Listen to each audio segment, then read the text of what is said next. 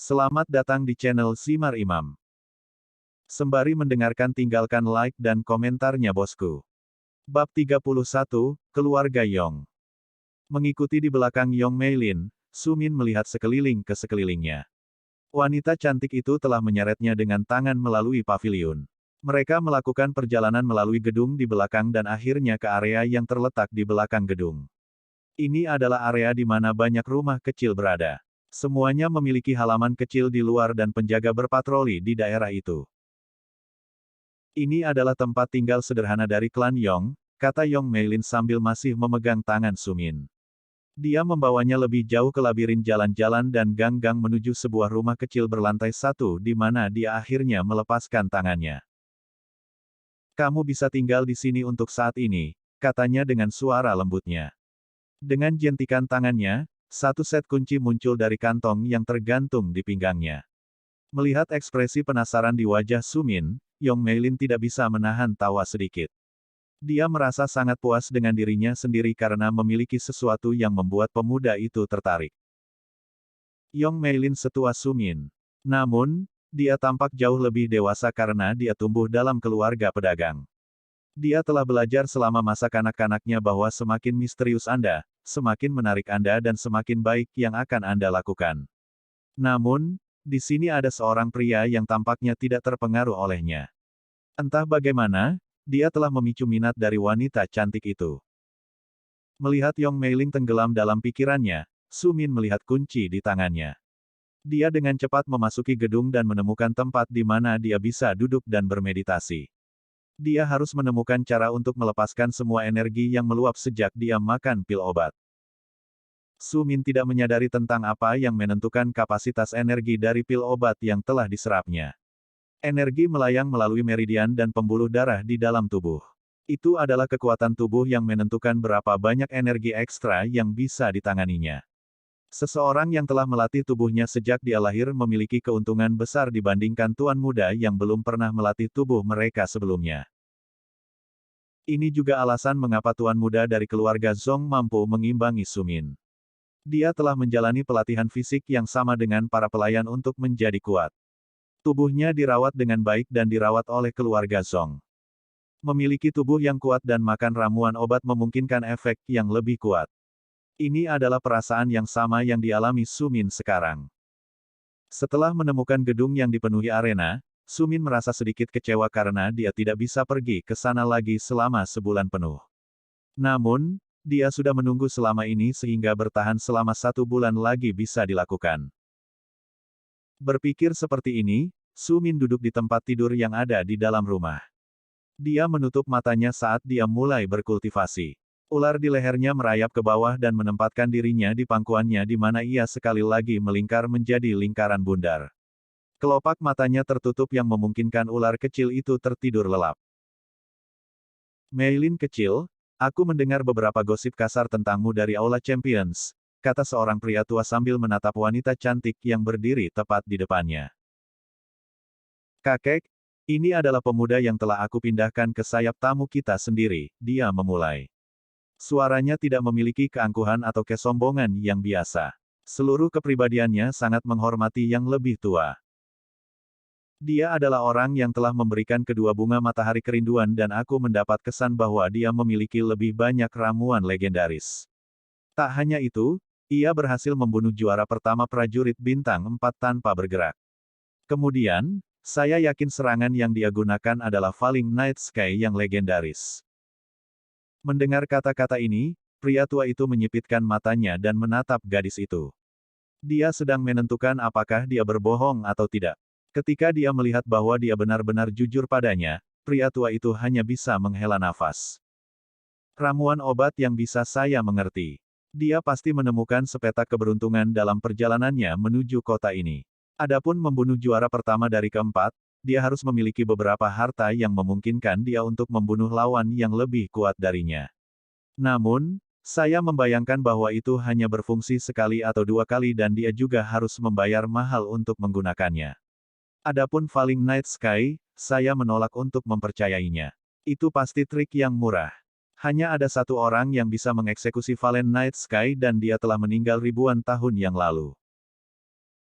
Pria itu terdiam beberapa saat sambil merenung, kami tidak bisa mencuri dari pelanggan kami. Reputasi kami bersih dan kami ingin tetap seperti ini. Jika dia benar-benar memiliki lebih banyak ramuan legendaris ini, maka memang bermanfaat bagi kita untuk berteman dengannya dan membuatnya menjualnya melalui kita. Juga, dia pasti anak yang cukup berbakat untuk bisa menahan kecantikanmu. Aku akan pergi dan mengunjunginya besok.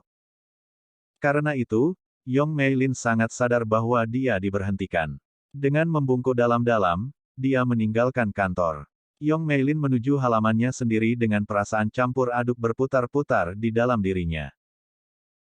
Pertama, dia berharap pemuda itu tetap tinggal. Dia ingin mengenalnya sedikit lebih baik dan mendengar seperti apa ceritanya.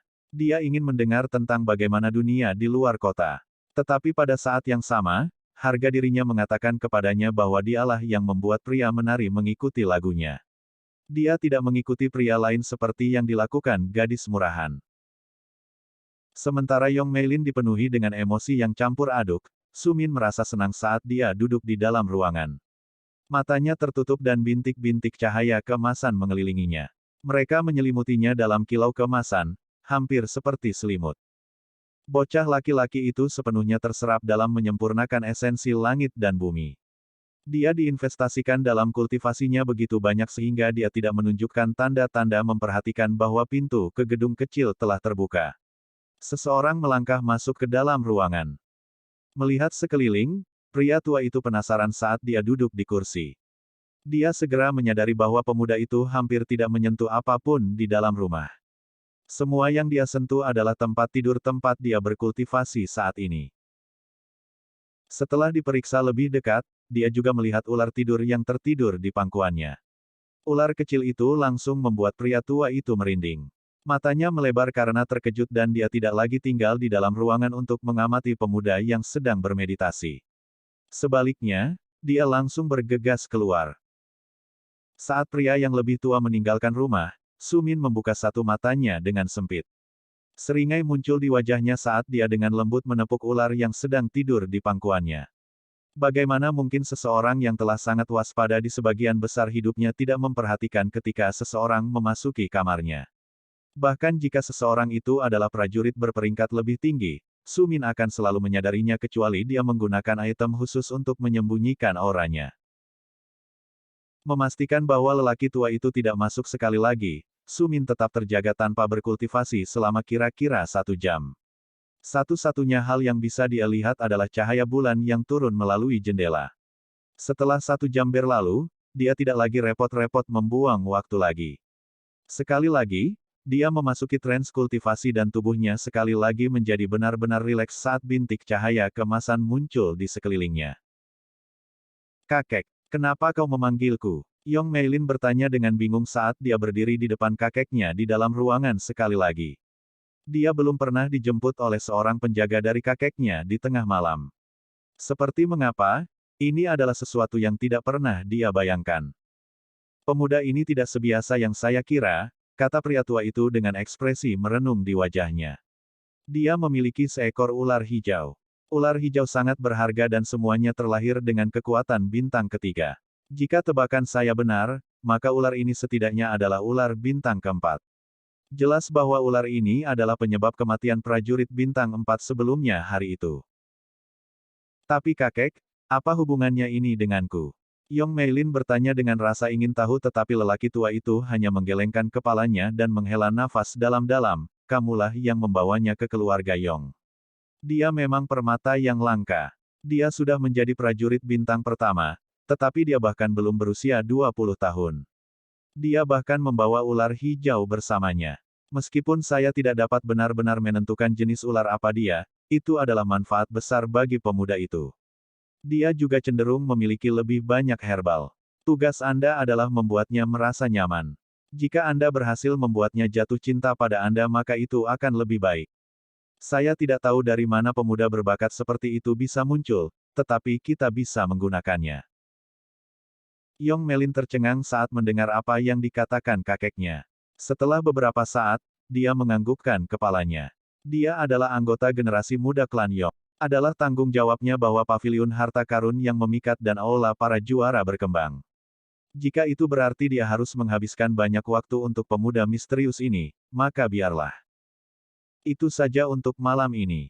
Besok, yakinkan pemuda itu untuk memasuki kota bersamamu. Kami tidak bisa membiarkan dia meninggalkan kota hanya karena dia tidak bisa bergabung dengan Hall of Champions selama sebulan. Kita harus menahannya di sini di kota Ricu. Saya serahkan dia kepada Anda untuk diurus, pria tua itu menyelesaikan. Dia berdiri dan meletakkan tangan lembut di bahunya. Sang kakek memberinya remasan kecil sebagai cara untuk mengucapkan semoga beruntung. Sebelum dia meninggalkan kantor, ada seorang wanita muda yang tertegun dan bingung yang perlahan-lahan sadar tertinggal. Satu-satunya alasan dia mengundang Su Min ke dalam adalah karena potensinya. Dia telah melihat potensi besar baik dari segi bisnis maupun kultivasi ketika menyangkut anak muda ini. Setelah mendengar penilaian kakeknya tentang dia masih sangat terkejut. Melihat kantor kosong tempat dia berdiri, Yong Meilin meninggalkan ruangan dengan bingung. Otaknya bekerja dengan kecepatan tinggi saat dia bertanya-tanya bagaimana mengubah kesan pertama yang dimiliki Su Min tentang dirinya. Dia berpikir bagaimana dia bisa menipu pemuda itu untuk tetap berada di dalam paviliun harta karun yang memikat. Sambil menggertakkan giginya, dia merasa seolah-olah sesuatu yang berbahaya mendekatinya dari bayang-bayang. Sebuah getaran menjalari tulang punggungnya dan dia melihat ke arah lokasi di mana dia meninggalkan Su Min. Keinginan untuk berlari dan melihat bagaimana keadaannya menariknya. Akhirnya, dia memaksa dirinya kembali ke rumahnya sendiri. Hatinya jelas terpengaruh. Sementara Yong Meilin merasa khawatir, Su Min fokus sepenuhnya pada kultivasi. Matanya terpejam saat merasakan esensi langit dan bumi memasuki tubuhnya. Dia sama sekali tidak menyadari percakapan yang terjadi antara Yong Meilin dan kakeknya. Meskipun dia telah memperhatikan pria tua itu, Su Min tidak tahu siapa dia. Karena dia tidak tahu identitas lelaki tua itu, pemuda itu tidak memperhatikannya. Pindah ke paviliun harta karun yang memikat pasti dilakukan demi melindunginya. Su Min yakin bahwa apa yang benar-benar membuat Yong Min membantunya adalah kantong berisi herbal di samping kemampuan apapun yang dia gunakan untuk membunuh prajurit bintang 4.